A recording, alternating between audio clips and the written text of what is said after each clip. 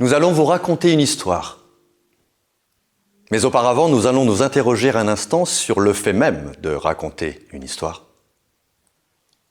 sur l'importance qu'on accorde à un récit et sur les frontières qui séparent la réalité de la fiction. D'abord, qu'est-ce que l'histoire?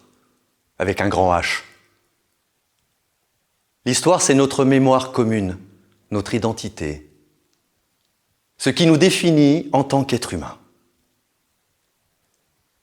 Pour nous tous, l'histoire est concrète, écrite, immuable. Il y a des dates ou des événements dont on est parfaitement sûr. On les a apprises à l'école ou dans des livres. Et on sait, on y mettrait littéralement sa main à couper, que ces dates sont exactes. Comme par exemple Marignan, 1515, la prise de la Bastille, 1789, Christophe Colomb en Amérique, 1492, Robespierre, Galilée, Ravaillac, la guerre de 100 ans, la guerre de Crimée, la guerre d'Algérie. En Algérie, les Français débarquent en 1830 et repartent en 1962. 132 ans d'occupation. Et pendant ces 132 ans, les petits Algériens ont appris à l'école nos ancêtres les Gaulois. Souvent, presque toujours, le récit du vainqueur est celui qu'on retient. Et dans tout récit historique, il y a, comme son nom l'indique, une part de récit.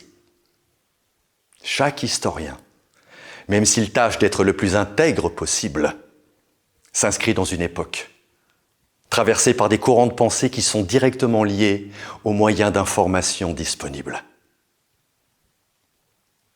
Chaque historien est avant tout un homme. L'histoire ne peut donc pas être absolument objective.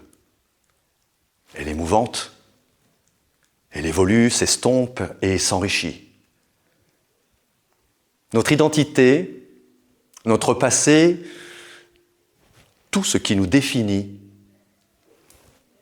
n'est qu'un récit. Et maintenant,